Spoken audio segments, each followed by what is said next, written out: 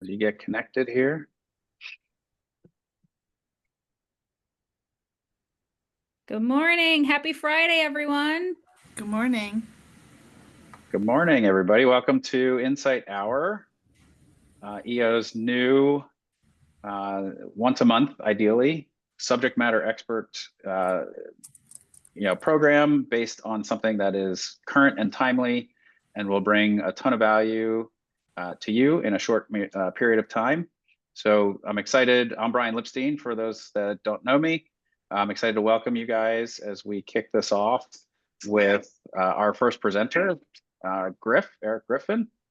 And today's topic was born really out of a discussion in our WhatsApp thread. So anybody that's not in our WhatsApp thread, definitely sign up and join. There was quite a lot of feedback, somebody asking for help, and Griff jumped in and shared his experience, and that's what led us to here. So Griff, thanks for joining us. I'm going to kick it over to you. Just real quick housekeeping. We're looking for about 30 minutes or so of Griff kind of sharing his experience. If there's questions, Griff, you can prime everybody on if you want them to ask as you go, or hold questions to the end. And then we reserve about 15 minutes or so for Q&A time. And then if we have enough people, we'll break into a little bit of smaller groups so we can have some roundtable discussion. And if we remain a small group, we'll maybe just all stay together and have a discussion at the end. So Griff, thank you for your time. The floor is yours. Cool. Thanks, Brian.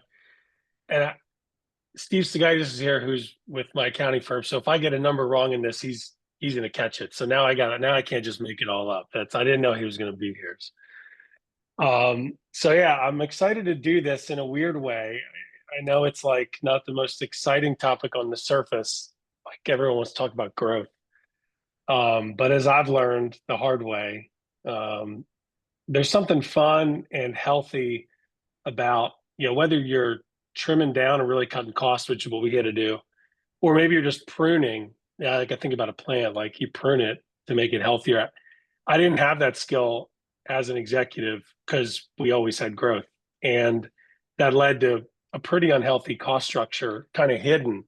The growth hides a lot of sins, and then when things got really tight, we had to learn this skill. And now that I've been there and been through it, and I have this skill, we can spot it the next time, because business is going to go in cycles no matter where you're at.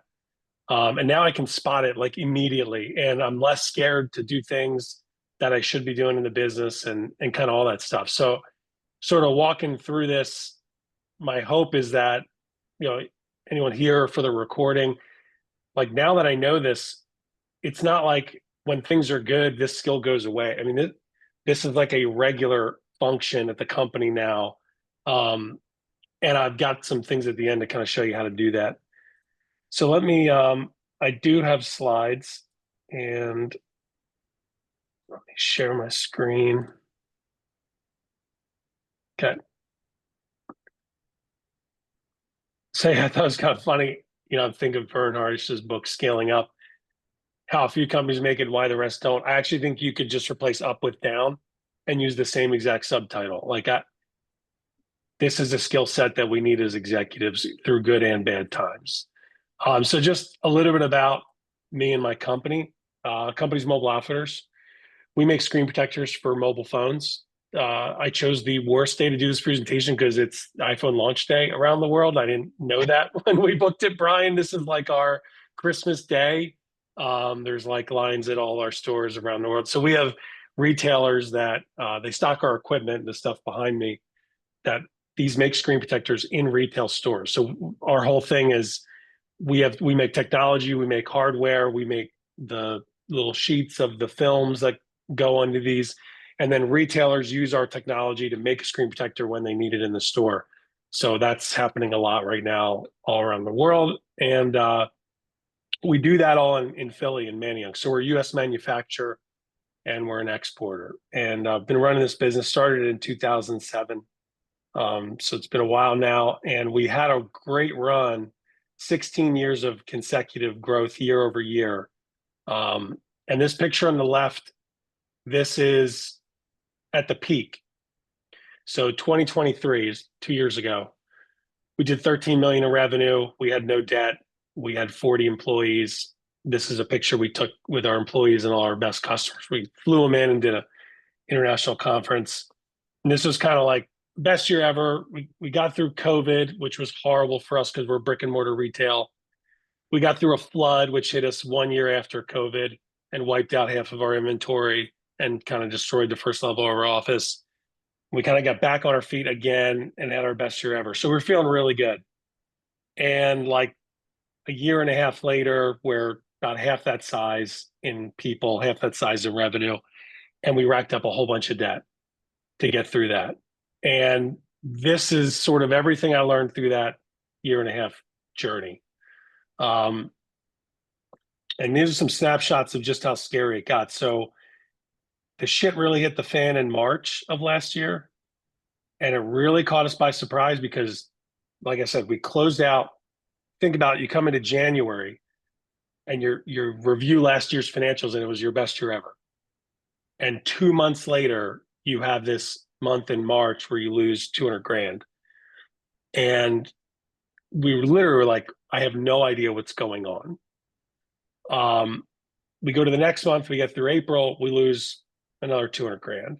And it really, even as the leader of the company doing this 16 years, I know it in and out, I'm active in the business.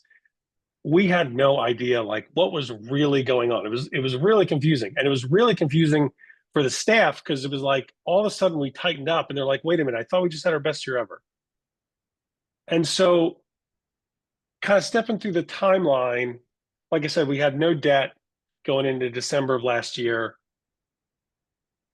This is kind of the draws we started taking. March, we had that horrible month. We had to take a pretty big draw because we had a ton of expenses, which I'll show you on a chart.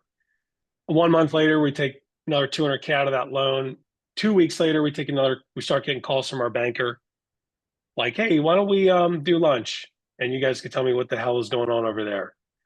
And then at our peak, 1.43 million in debt, just 6 months after our best year ever, just 3 months after the first month that caught us by surprise. So it happened really, really, really fast. That's kind of the blessing and the curse of a larger business. The swings are bigger because there's so much, moving in any given day, week, or month, especially when you have really high cost structure. So I want to show you, I put together a little timeline of the actions we took with the dates and the savings. I was trying to think of the best way to kind of put this together on the time frame that I had. So to kind of step through it, $13 million company, 40 employees, everyone was busy all the time. And in June, so shit hits the fan in March. We're like, okay, let's wait 1 more month. April's even worse. So 2 months of losses. We're like, okay, something's going on. In May, we start talking about what are we going to do. And in June, we take the first action. We removed some employees. It saved about $500,000. It's this line right here. It saved about $500,000 in annualized wages, fully loaded wages. We also cut our board of advisors and we cut our EOS coach. And that was like another 60 grand. So we've saved about 550 grand a year. And we're like, okay, that's pretty good. Now, in hindsight, all that did was cover the 2 months losses we just had. If you think about it, March and April, we almost lost that much money in 2 months. We took this action and we're like, we're good. That obviously we were not good. But in the moment, it really felt like, well, that's a lot of money. And the business will probably rebound. We didn't have any reason to think it wouldn't. But the moral of the story is we should have cut deeper. We wait 3 months, that was June, July, August, September, start talking again. Okay, things did not rebound. We should make some more cuts. So we restructure our operations team. So that saves another $500,000 in annualized wages. So now we're looking at like, okay, we've saved over $1 million in annualized expenses. We should be good. Get to March, fourth quarter wasn't great again, slowly rebounded. We do a massive restructure, like company-wide. We're like, screw it. There are no sacred cows. Another 1.1 million in annualized savings. Lastly, in July, this past July, we did one more round. We kind of got all the nice to haves, all the maybe one day we'll need the thing they do, all the redundancy, all that out the window. I'll kind of walk you through the exercise we did, but that was another 345 grand. So you put all this together. The moral of all this, you put all this together, makes you want to throw up $2.6 million in annualized costs, and we still run the same business that we had. That's insane. So that would have been right to our bottom line, right to our EBITDA. To make all this worse, we were running a process to sell the company right before we started that process in August, and we started entertaining offers in February, and then that March month hit, which destroyed that process. But I just think back, and this goes back to, even if you're making money, this is an exercise you should do. That's just money I paid for no reason. Now, of course, it felt like I had a reason. Like we weren't stupid. You know, we had really smart people in the room. We run EOS. We're extremely disciplined. Been an entrepreneur my whole career. But we missed it. So I'll kind of show you some things you can do to find that. Here's a chart I want to walk you through. The red line is revenue. The blue line are all the costs except for COGS. So we make, widgets. So we have a cost to each widget, but I can't really control that. I mean, there's little things you can do to reach economy of scale, but sort of the cost of the thing we sell is the cost of the thing. So if you take that out, because it's uncontrollable, the blue line are all the costs I can control. What do I pay in rent? What do I pay my staff? Wages. What software do we use? All the money we spend that we could turn on and off or negotiate up or down. And so I made this chart to show, well, what was in our control and what were we doing with it?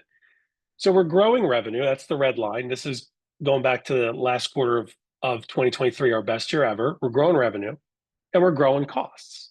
Okay. At the time, it made a lot of sense. Then we have a downswing in revenue, but we continue to grow costs. See, this blue line is climbing. We continue to grow costs because the thinking is, it's not so simple to like drop 8 people, hire 4 people at our size. So we're thinking like, okay, we just had our best year ever. We just had growth. Let's keep building the team, keep adding the software, all the things, so that we're ready for when things come back. So the costs continue to climb.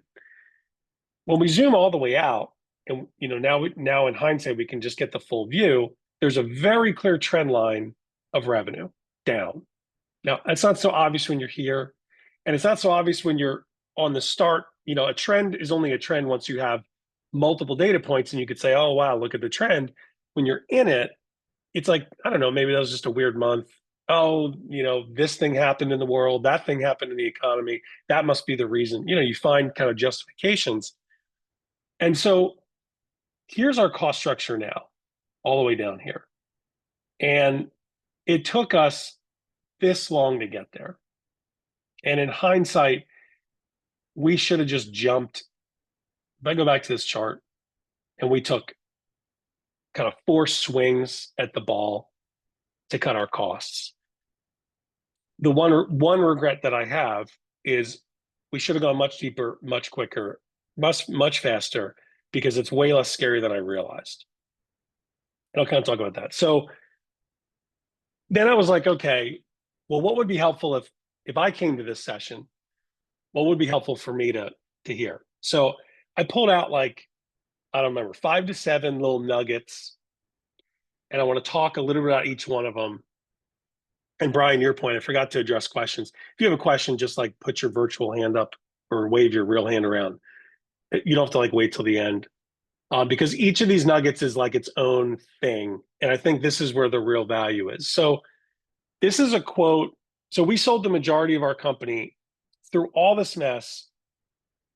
And what created this is I had several of my largest customers leave. So what created the downturn is 4 out of our 5 biggest customers all left inside of a 3-month period for unrelated reasons. It wasn't like we messed up. It wasn't like, it was just this weird timing. They left. There was 80%. It was our most profitable customers, some of our most tenured customers. It was 60% of our revenue in the first swing, and it ultimately led to about 70% of our revenue just walked out the door. And so that's what created it. And through all that, what I was left with was a couple of big customers who were like 80% of my business. Because when a bunch of big customers leave, in our business, we become really concentrated with whoever's left, because we're a B2B company. So we don't have that many customers to begin with. And so we sold the majority of the company to the remaining 2 customers who saw a lot of potential. And when we first started talking to them, the one guy, his name's Cyril, he told me this quote, and it hit me like a ton of bricks. And now it's like a philosophy of how to run a company for me. And it's that the organization should not stress the business. The business should stress the organization. We built an organization, wages, software, rent, machines, that constantly demanded enough sales to cover it. And it was an extremely stressful situation. You know, when payroll is 250 grand every 2 weeks, which is what our payroll was, it's a lot of stress waiting for that payroll to come out. A lot of things need to go right with the cost structure we built. That was the organization stressing the business versus the business stressing the organization. That's like when you start out and it's just you, or you have like 3 employees and everyone's doing everything. And you're constantly like, man, we are so swamped. I can barely pick up the phone to take that next order. Not saying that's healthy. You should stay in that state forever, but it's a healthier dynamic because the business, the sales, the growth is stressing the organization to keep up. And we had that for like 12 years. We had that dynamic of the business stressing the organization. And we didn't have the systems and processes to make it feel not insane. You know, it was chaotic. We weren't running EOS at the time. There was no structure. There were no meetings. There was no rhythm. There were no leaders. There was no any rhythm to the company. But we could have done those things without building out a huge organization, and it would have managed the stress that the business was putting on the organization and led to a much more profitable business. So this line, this quote, it's like burned in my brain now because I've lived both sides of it. And I can see how healthy it is to make sure, is the business stressing the organization or is the organization stressing the business? And if the organization is stressing the business, it's time to slim down that organization. The other thing I learned, if you've never laid off a whole bunch of people, because I hadn't until the first time we did this, we were so nervous about doing it. We delayed it because we were so nervous about doing it. And now that I've done it 5 times, it's like playing chess. And I don't mean to like dehumanize the fact that these are people. Like, we have an extremely strong culture. We're a people first company. We take care of our people, and I care deeply about every employee that works for me and has worked for me. But at the end of the day, this is a business. Like, I'm not running UNICEF. I'm running a business. And if the business doesn't need a person, or doesn't need a thing that a person does, or the person's not doing a good enough job for what the business needs, the person has to go. There's just no question about it. And like, I'm not here to just do a bunch of favors for people. And the reality is, if you've ever fired one person, you know this. A, you always take too much time to do it. B, after you fire them, like, a bunch of stuff gets better and all the things you're worried about probably don't happen. And C, that person goes on and gets a great job. Every time, somehow, everyone I fired, they get a great job. They're fine. They're all fine. So a lot of the emotion has come out of it for me now that I've done it enough. And I've realized, like, it's a game of chess. And I have to look at what the business needs. And I have to do the things that the business needs to be done for the business to be profitable and to do what it needs to do. And so cost cuts are much like firing a person. The second you think you might need to cut costs, you're already too late. I promise. You're too late. Because that's the same with people. You're like, I feel like Frank might need to go. And we've all been there. Once you fire him, you're like, man, I should have done that 8 months ago. Cost cutting is no different. So if you have like an inkling in your brain, it's time to start doing it. That was the last time. Another hindsight expenses. You can go so much deeper and so much faster than you think you can. And again, this is one of the regrets I have doing it. Now that I've cut to the bone and we're fine, when you start laying it out, what you end up doing is saying, all right, well, if we get rid of Sally, then Frank is the only person other than Bob who knows how to do that thing. So we got to keep Frank, because if we fire Sally, what if Bob leaves? Because Bob gets nervous because we fired Sally. Then who's going to do that? You start doing that game, like the what if game. The what ifs almost never happen. And if they do happen, you'll figure it out. We held on to so many things for redundancy. Like, what if this happens, then this other thing happens? You can't afford that if you need to cut costs. You don't get to have the luxuries anymore. You cut them out. And one luxury that we held on to was redundancy. We also, just as an aside, we didn't have a single person leave the company voluntarily through 5 rounds of layoffs. No one, we were worried about the rats off the sinking ship thing. Like, well, when we do a round of cuts, we'll probably lose like 3 other people. Didn't happen. Didn't happen the second round or the third round or the fourth round or the fifth round. No one left. In fact, it galvanized the team. So another lesson is the thing I feared, which is I'm going to make cuts and I'm going to lose more people. The opposite happened. We made cuts and it galvanized people like, well, what can I do to help? We tend to forget as an employer, when you think about the relationship, they also need a job. Like sometimes we feel like people are going to be so quick to leave if we don't do all the right things. Most of us provide like a way better environment than most companies out there. And we forget how much value that means to people. I have a lot of people that work for me that say, I've never had balance in my life outside of this company at anywhere I've ever worked for. I've never enjoyed working with a team. That adds a lot of value and that keeps people sticking around. A lot of that comes down to the culture you have at your company. But people need a job. Like, sure, it might be scary and work might be like shit might be going down, but they still need a paycheck. And so they're not going to just like, well, this is getting weird, I'm out of here. None of that happened to us. So you can go really deep, really fast. Another, when you talk about who you're going to cut, we did a lot of last in, first out. So the first round of cuts we made, we said, okay, well, who were the last 5 people we hired? Because clearly we should have stopped hiring before. So we don't need those people because they were the last few in. That was like a comfort move. What we should have done is, and it's hard, I had to fire my executive assistant who was with me for 9 years by the end. And she was like a ride or die. Like she had seen all the shit. She handled all the offboardings of all the people we terminated around her. And then I had to look her in the eye and say, Janice, I don't need you anymore. I'm sorry. The tenure of people skewed our view of what the business needed. Like, okay, well, they've been here 8 years, 9 years, 7. This guy's been here like 4 months. Let's start there. That's last in, first out. Don't recommend it. Here's the exercise we did. We said, okay, worst case scenario, this is a $7 million business. So blank piece of paper. Forget all the people that work here. Blank piece of paper. Who do we go out and hire? Like what functions? What's the org chart for this business we have today? And then everyone else had to go. And that was a really eye-opening exercise on the whiteboard, a couple of sessions on a whiteboard of, okay, we're doing 7 mil. What are the functions? Okay, we have to ship stuff. We have to post on social somewhere.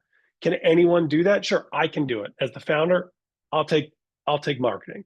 Okay, then we can get rid of the whole marketing department, which we did. We had a 3-person marketing department. Engagement has doubled since getting rid of the entire department. We had a 3-person quality department. They were pushing to hire a 4th person. We got rid of the entire department. There was no quality department, and quality has gone up. So again, this goes back to like, you can go way deeper and way faster than you think. some other hindsight lessons when you're kind of battling expenses. The need for redundancy versus the need of what's needed to run the core business. That's that whiteboard exercise.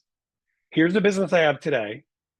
If I had a blank piece of paper, I had a magic wand, I was just being handed this business.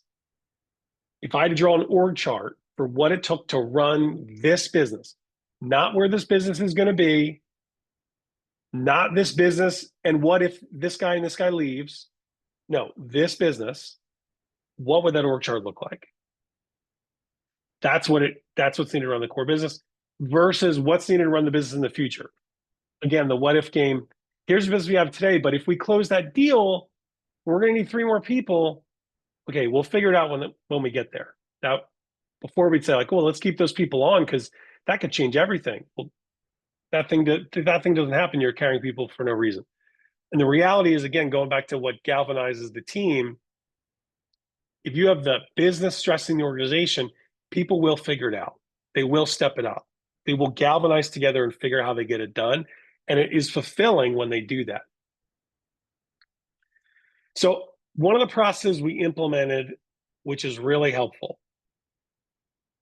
take out your credit card, take out your bank statement, pull out every line item that's a charge, like a recurring charge, find all the software. I don't care if it's $3 a month, because $3 a month times 50 people adds up.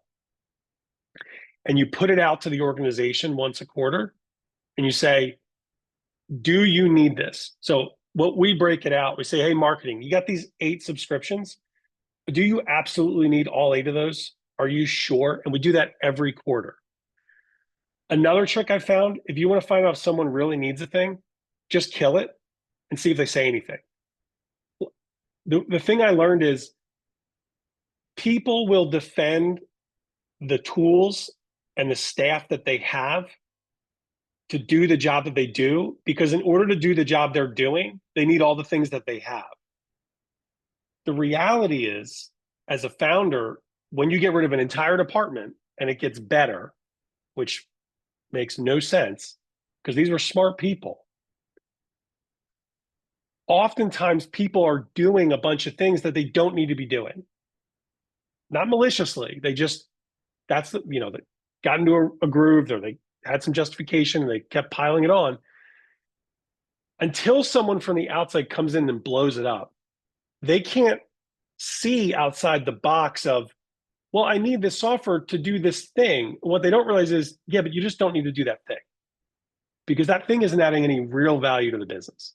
Like, sure, it feels good or looks good, or, like someone once said they liked it, but the core business doesn't need it.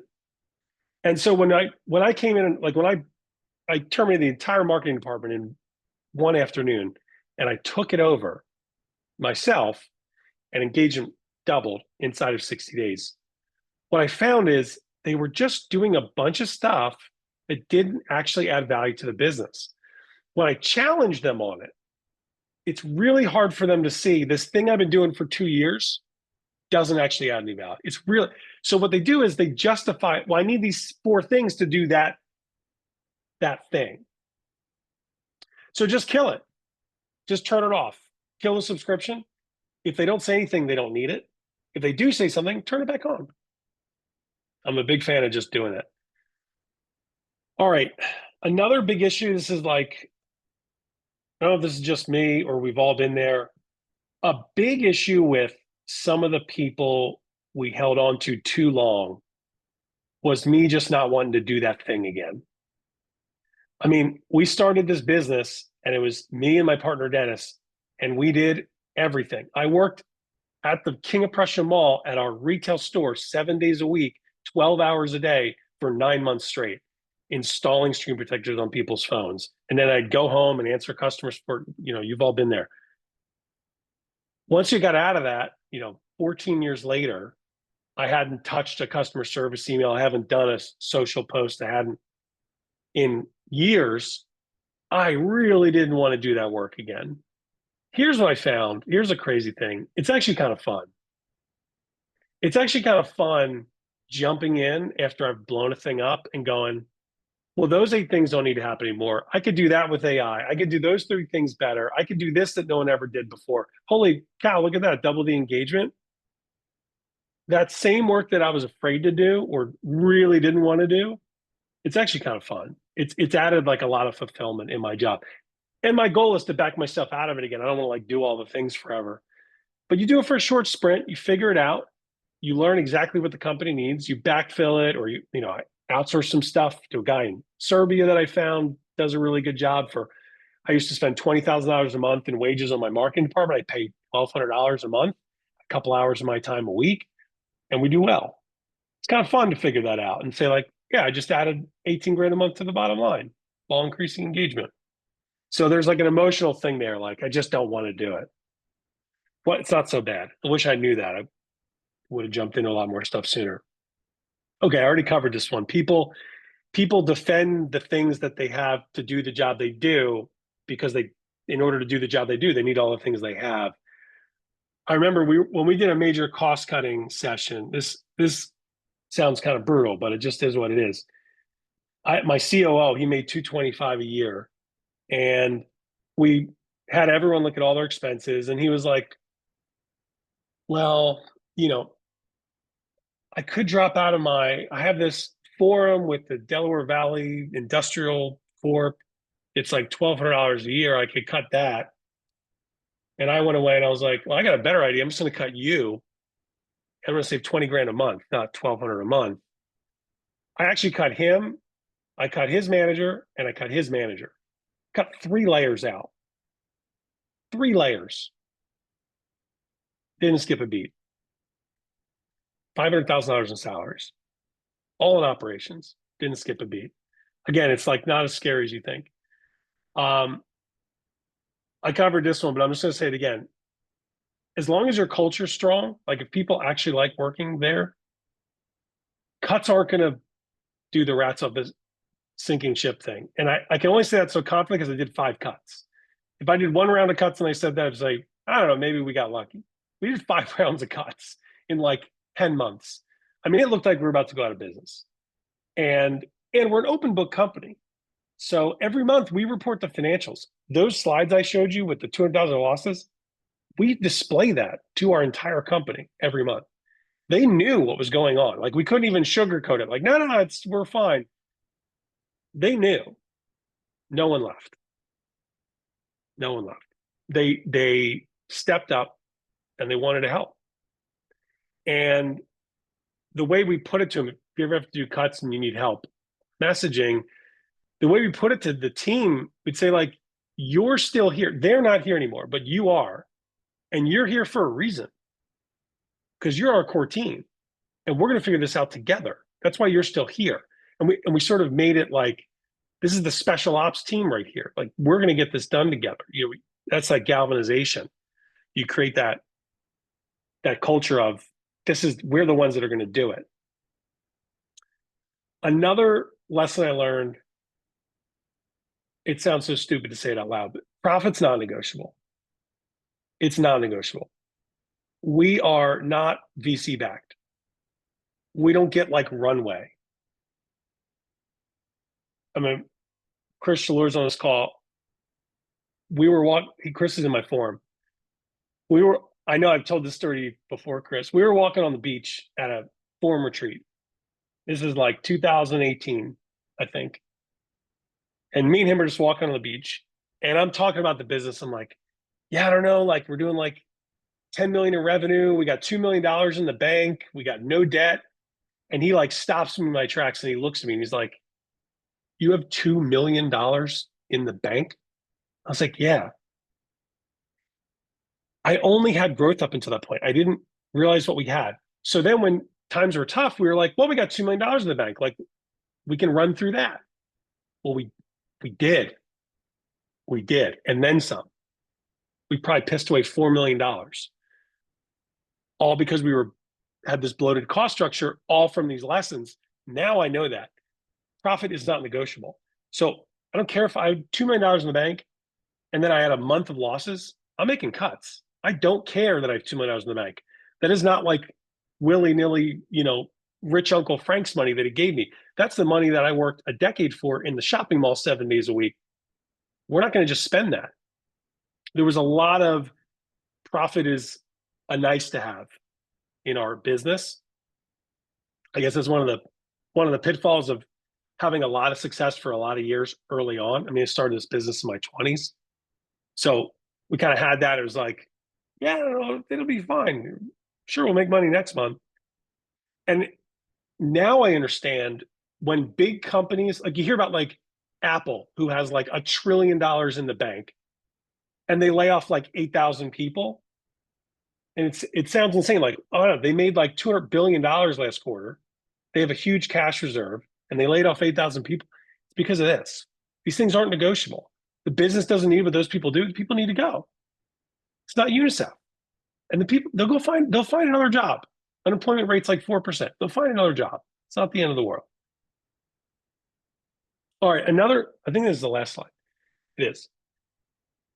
This is less about cost cutting and it's more about, I mean, if you think about the journey I had, I'm kind of obsessed with, well, why the hell were we so successful for so long? And why the hell is it so hard right now? So this applies to any business. The secret to business I have found is product market fit. Product market fit. A big part of product market fit is market. You can't control the market. The market is the market. And then you make a product. And then you got to make sure it fits. That's product market fit. Here's my market. I rely on smartphone sales. New smartphone sales have been in decline since 2018. If you put this chart, I started my business in 2007, coincidentally, when the first smartphone started shipping. Not a coincidence, that's why we started the business. But if you match our revenue chart, if you put my revenue on this chart of smartphone shipped worldwide, they literally mirror each other, like it's a mirror. And what that taught us is, no matter how good we were, no matter what we did, no matter what marketing trick we did, or what people we had, or what the invisible hand of business is your market. If your market is shrinking, it doesn't matter what you do. It's going to be really, really, really hard. And you can't make your market grow. You can carve out little niches, but it's going to be hard. If your market is expanding, which was here, so we saw huge growth in these 3 years, huge growth. We did everything wrong. It was like, despite ourselves, we grew. We had no idea what we were doing. It's because the market was expanding. I didn't know that then. You can study markets. You can go find out if your market's expanding or contracting. You can look at projections for your market. It's out there. You just ask ChatGPT, this is my market. Show me if it's expanding. Show me the data. Show me the number of units sold. Show me the projections. I'm not saying go switch your market tomorrow, but this is a massive data point that I feel like no one talks about.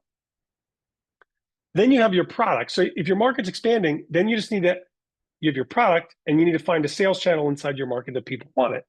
You take off. So a good example, like a stupid example right now is AI. Obviously, everyone's talking about AI. Everybody. I'm not saying go start an AI company, but if you do something with AI right now, you are getting growth, even if you suck at it, because the market's expanding. And I've also learned, even when the market feels like it has fully expanded, meaning like, well, the shoe shine guy's talking about AI, so it's probably over. You're probably like here. You're probably here. The iPhone came out here. By here, we're on like the 5th iPhone. It felt like old news. And the market still had a ton of expansion left. So even old news is new news when it comes to a market. So this is just sort of a little tip is because my thought was, if you're looking at cost cutting, or you've been stagnant, or you're fighting for every sale, and like you get one sale, but you lose 1.5 sales, or it takes you a lot of convincing to get someone to buy your thing, that is a sign your market is not expanding.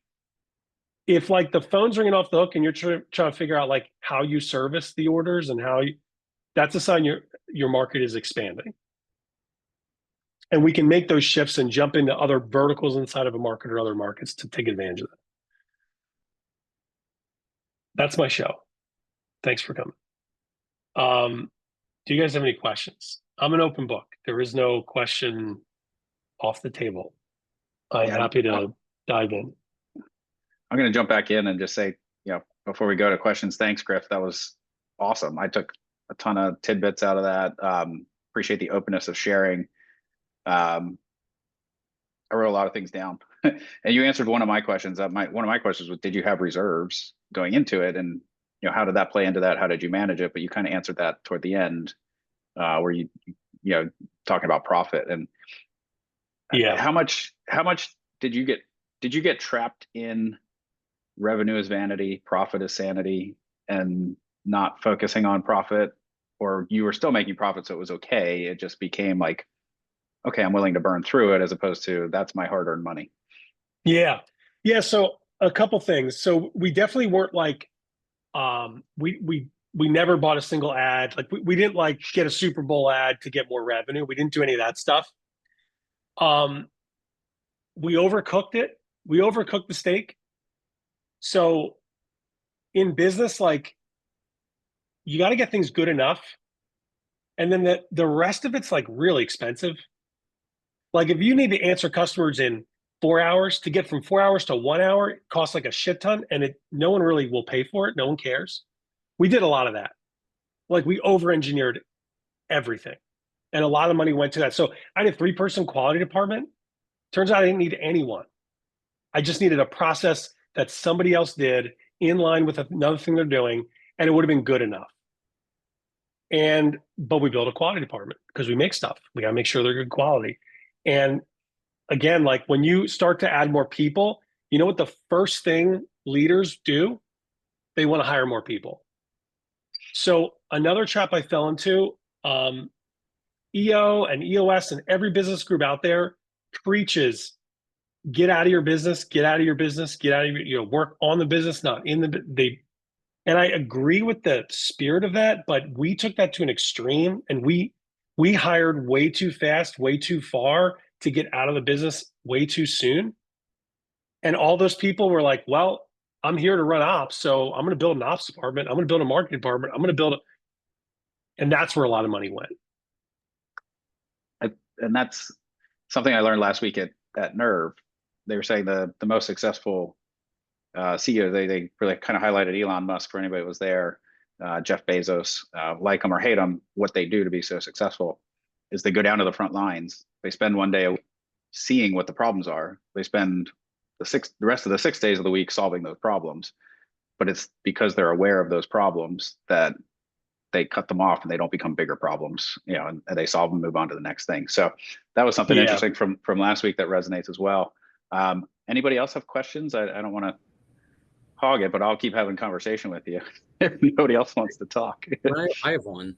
And Griff, thank you for the hey, Steve. How are you? I mean, it's great. I mean, unfortunate, but hearing the story behind sort of like how we were sort of seeing that happened, but weren't living in the shoes you were. So really appreciate the candor in that. You answered a couple of questions I had already, but one, in terms of the market, what are you starting to pay attention to now that you weren't before? Because it looked like in right, like we were living that moment of this growth, right?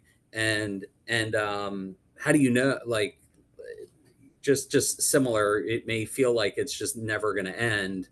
What things are you paying attention to now? All right, so I'll show you guys something interesting. Going back to that market thing. So this is a presentation I gave. I'm actually giving it again in 2 weeks in Dubai. There's like a big conference for used device resellers. So this is the same chart. I just took a screenshot. This is new smartphone sales. And again, like Steve, to your point, like I could have known the market was peaking like here. You guys can see my mouse, right? Like 2018, because look at this growth. And then you have a very clear trend. Like before the decline, I could have identified it, but we didn't. I didn't even pay attention to this concept. But here's the trend line. So I'm in screen protectors for mobile phones. And this is the market that I play in, new smartphone sales. Like when Verizon sells you a phone, I try and be the screen protector that they put on that phone. Okay, this is used smartphone sales. That's the market. That's where I'm going to look. And it's right inside of it. It's not like I have to well, I was making screen protectors, now I got to make lawnmowers. It's a screen protector for a phone sold through a different channel. So that's what, when I look at, it's really complex to find this because it's like the magic sauce to business, but you have the market, you have the sales channel inside the market, and you have your product. And the example I like to give that some of you might have heard me talk about is if you sell turkey legs and you sell turkey legs in a grocery store, your sales suck except for like a week out of the year. And even that week, you're selling it for like $2 a pound. That's your sales channel, the grocery store. The market is people that eat turkey legs. If you take that same turkey leg and you sell it at Disney World out of a little truck, every day is a great day, and you sell it for like $15. Same product, same consumer, market, turkey leg eaters, different sales channel. And if you get it right, the product for the market in the right channel, that's when you see this like automatic growth. Like the phones don't stop ringing. And we got that by accident here, like literally by accident. We didn't even know. I wasn't experienced to think about all these things then. And so I just went out and said, all right, new handset sales are down. Well, what thing with a screen on it is up? It turns out it's mobile devices that are secondhand. Does that answer it, Steve? That's where I'm looking now. Yeah, I think that's an awesome point. Just that there's sales channels within the market, and you got to know where you're looking, right? Yeah. No one thinks about the channel. Yep. And it's like the most important part, because to describe it, the channel is the place where the consumers show up.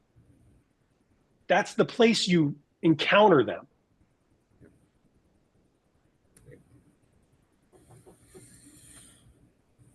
Thank you. Thanks, Steve. Yep, that's awesome. Chris, did you have a question? I thought I saw you come off mute before. Yeah. In practicum, the whiteboarding session where you kind of took the new $7 million picture and kind of pulled it apart.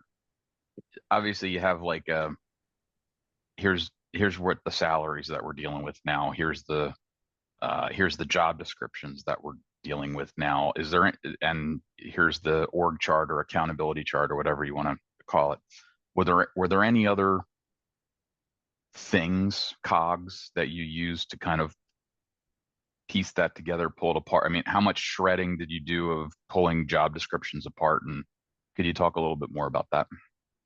Yeah. So one of the things we had to do, so when you're growing, it's easy to kind of think of it in reverse. If you're growing, it's just you and you do all the bullets on the org chart. And then you hire one person and they do like a bunch of random stuff. And then you get to a certain size like we were, and like everyone has like a fairly narrow role because their role got so big, it was its own thing.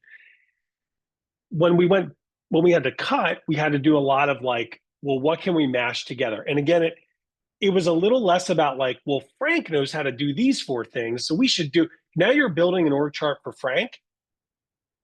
It was more about the way I really envisioned it. Someone is going to literally give me this business. I don't own it. I've never seen it before. They're going to hand it to me for free.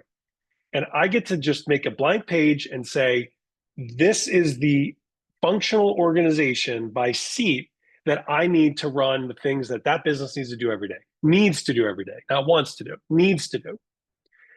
And then we said, who on the team could sit in these seats? Because this is the money I have, and this is the chart we came up with.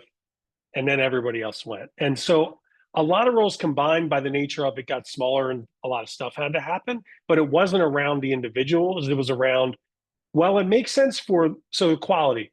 getting rid of the quality department. Who's going to do quality? Well, it makes sense for the guy who's making the screen protectors to have a new process or tool to do quality while he's doing that, so we can mash those together. Not because he has both skill sets, because it naturally fits inside the functional box. Does that make sense, Chris? Yeah, thank you. So you didn't even, it's actually was more helpful to you to not even have anything on the table. You just went Blank. raw. Okay, Blank. got it. Yeah, blank. Like, and pretend like it's not your business, because when it's your business, it's like, but Frank's been here 8 years and Frank used to do that. Like, Frank could do it again, but you can't build it around like a couple of people, because what if you need to cut them 2 months from now? That's kind of the thinking, is like, this is a business. It is its own living, breathing unit. I got to make sure the business has what the business needs. Right. So it's almost like you're doing a zero cost budgeting exercise, but you did a zero cost accountability chart. Yeah, exactly. Exactly. Okay. Exactly. Yeah, and that Thank you. resonates with me too. That we build the accountability chart for the functions that the business needs, and as it grows, we add to the accountability chart. I think as you get so big, you forget that maybe you do need to take away from the accountability chart. Is it still functioning to serve the business, not the people that sit in the roles? So I think that's such a good distinction. Yeah. And like anybody? the business evolves, Brian. So like, it's the classic line, what got you here won't get you there. Like you might start selling ties to get from, 900,000 to 1.4 million, but you might actually get to 1.4 million and need to not sell ties anymore in order to do this other thing that you're getting traction on, because this takes, it's not profitable enough or takes too much time to sell more suits where you make all your money. So you got to get rid of ties, which means the tie department has to go away. And that's the thing that we did a really bad job at. Like, as we built, we just built, and we're like, all right, well, we need someone to fill that bottle. We need someone to, tape that box, someone to file that export compliance paperwork, when really, like, we could just not do that. And these two could become one, and these two people could go, even though we're growing and profitable. So from last week, one of the presentations talked about S curves, the S curve growth of the business. That mobile phone primary sales chart is exactly the S curve. And if you wait till you're at the top of the S curve, you've waited too long to reimagine what the next S curve is going to look like. And that was the point he made. Like, along the growth of the S curve, you need to start thinking, well, what's the next evolution to this? And if you had jumped off the market S curve into the used, like you found now, which is awesome, your S curves would overlap and you would just keep it going. But it's so awesome that, to bring the stuff from Nerve last week and have it apply right here for us. That's cool. That is really cool. So, but I would say, like, if there's two things that everyone just like went and did this afternoon from this, number one, just go look up your market. Just go look it up. It'd take you 5 minutes. And if it's contracting, start looking at new markets. Again, it might just be a channel inside your market, but it's free to look. Go look. And the second thing is, this exercise, just, even if you do it one time, once a year, once a quarter, you pick it, just pull out every expense from the past 3 months and ask yourself, do I actually need that thing? Because again, like, if I go back to the cuts, there was $72,000 in excess software a year. Like, we switched from Zoom. That's a whole salary. That's a salary. We switched from Zoom to Teams, and we saved $10,000 a year. No one wanted Teams. I hate Teams. I hate Microsoft. Sorry, Chris. It sucks. Nothing works the way I want it to. I love Google, and I'm a Mac user. But this $10,000 a year, I can put that right in my pocket if I want to. And so we held on to those things. So if you take that lens, there is so many coins in the couch cushions. If you just look at it and make your team look at it and really question it. And you can do that like this afternoon, and I guarantee there's a bunch of money you find by tomorrow. Yeah. Awesome.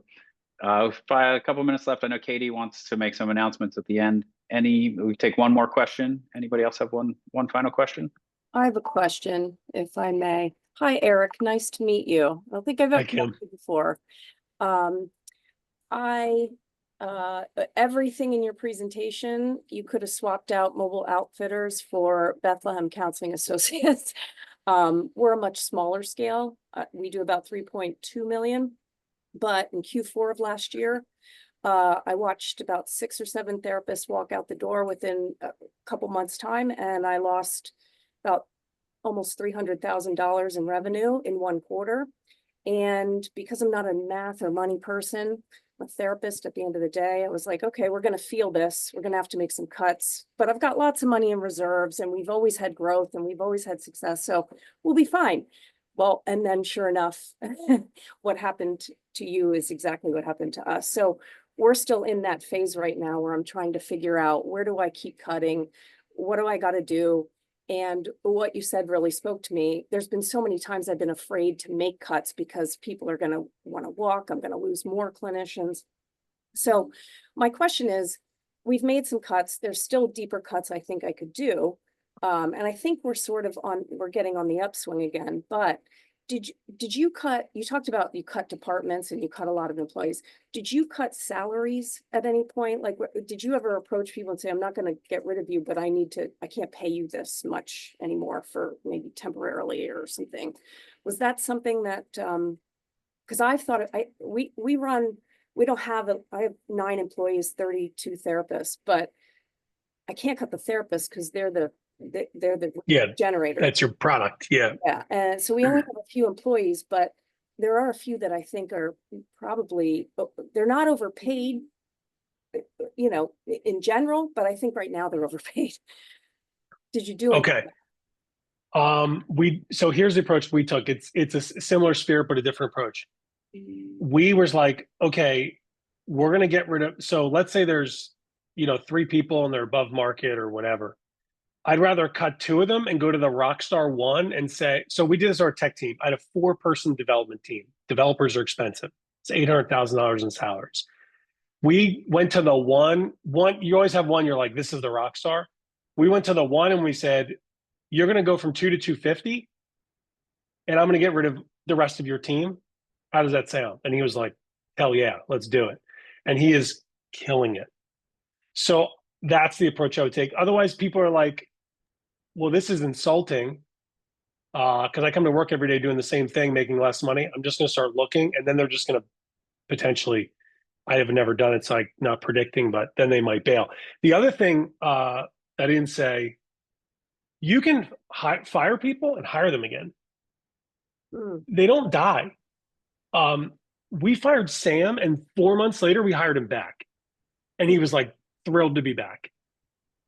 And so we think of it like an off switch, like, well, once I do that, no, you can just do the software again, hire the person again.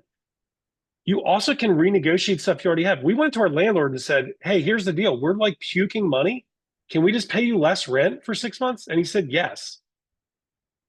Free money. $5,000 a month. He shaved off our rent for 6 months for free. You can do that with all your software vendors too. Hey, I can't afford this anymore. Is there any discounts available for me? We saved like $600 a month on Zendesk because we just asked. So you can squeeze things without losing them, but when you squeeze people, like your people, I would squeeze everyone else first and then see if you can just remove layers or people. Okay. All right. Thank you very much. You're welcome. And good luck. Thank you. Yeah, We're that's back an on our awesome, feet now. We're back on That's our an feet awesome tip. What you'll get when you ask for something, right? If Just you, gotta ask. I always say, if you don't ask, the answer is no. If you do Yeah. ask, you got a 50% shot of the answer being no or yes. So you have to ask. And if you're afraid of the no, don't be afraid of it, because by not asking, you're basically accepting the no anyway, right? So get that frame out of your head. Well, again, thank you, Griff. Awesome. I've got time to hang around myself a little bit, but I want to, respect everybody else's time. We're at time. Katie has a few announcements to make about upcoming events with EO, and then, Katie, if you have to go, Griff, if you can stay, up to you. But I can hang out for another 20 or so minutes if people want to keep going. Awesome. Well, huge thank you to Griff, obviously, for all of the insight he shared. This was phenomenal. It was recorded, and so happy to pass it along to everyone on this call, but we'll also make it available because I know there was a handful of people that weren't able to join. But that's the beauty of kind of relaunching this series, rebranded. So thank you so much, Griff. Thank you so much, Brian, for spearheading this and being really passionate about getting this off the ground. We are excited that Steve, who is on the call, will be leading our session next month. It'll be popping into our calendar very soon. We're just fine-tuning all of the overview and details so we can share with everyone, but mark your calendar. It'll be October 17th, Friday, same time, 10:30, register via Zoom.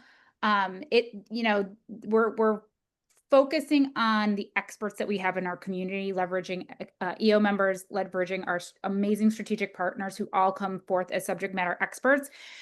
But if the content a topic you feel resonates with someone on your team, someone in your community, others are welcome to join and be part of receiving the information. Like, it's not exclusive for EO members, part of EO Philadelphia. So please share the link with others that you think might resonate with any of the topics. So next month, we're going to be talking about decoding the Big Beautiful Bill and what that means for entrepreneurs and small businesses.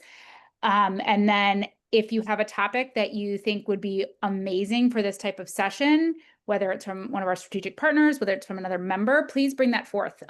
We are not scheduling these out super far in advance because we want them to be in timely. It's intentional that we want it to be relevant content information that's going to be valuable to our community.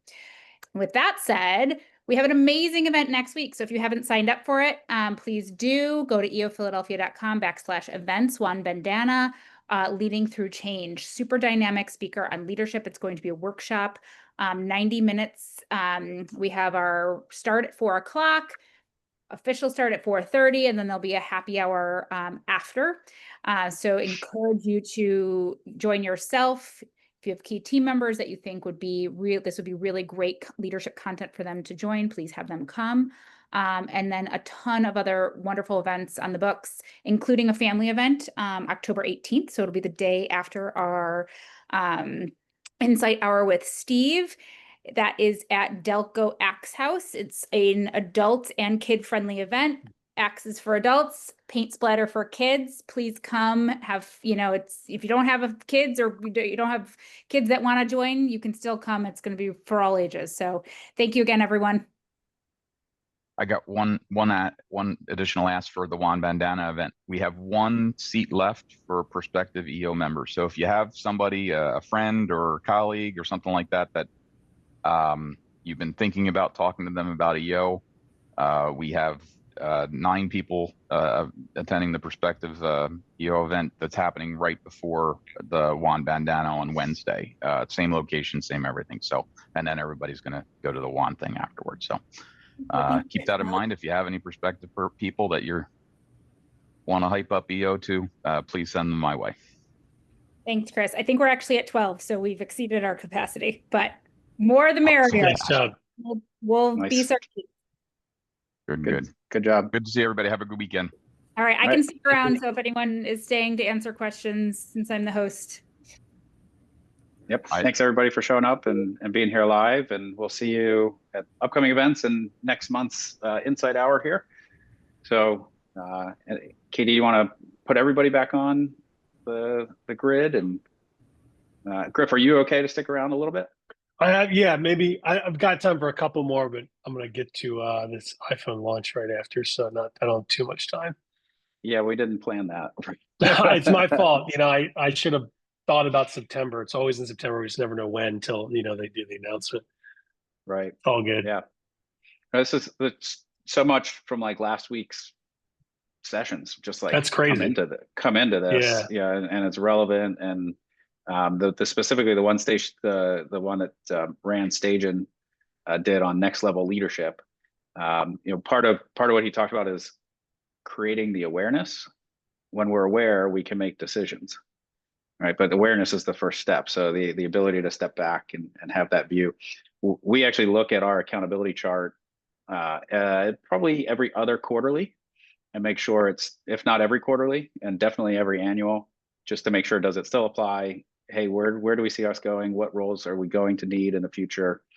Maybe not hiring those roles right away, but starting to build a pipeline, so that when we're ready, we actually can hit that and move quickly, as opposed to, okay, well, now we're adding the seat and we haven't done a job description. We haven't, got candidates in a pipeline, all that kind of stuff. So it's such a good, so many EOS tools come into this for me. I love that you guys are on EOS too, because we could talk the same language about it. But yeah, so many relevant things. It's awesome. Awesome. Cool, man. It's good. Cool. Mike, did you want to chime in? You're still hanging around? What's up, Mike? I just enjoy listening to Griff talk. That's all. I'm going through it right now with downsizing, with someone offering to purchase my contracts and then merging with someone else to get me to like a profitability level. At the same time, like this is not a word, so don't quote me on it, jankily, like pasting together my talent and like upgrading in incremental pieces. But it's like, I'm so nervous about losing this core person who manages all of the repairs and maintenance in my property management business. I know I need to do it. I was literally on a call with them before this. So there's a lot going on. It's scary, man. And it's more scary when you have no clue how to do the thing. Like a lot of the stuff I took over, I knew how to do because I had done it before. But like if you lose the guy that turns the wrench and you don't even know what wrench to pick up, like that's even scarier. Yeah, I do not want to be coordinating maintenance. And that's my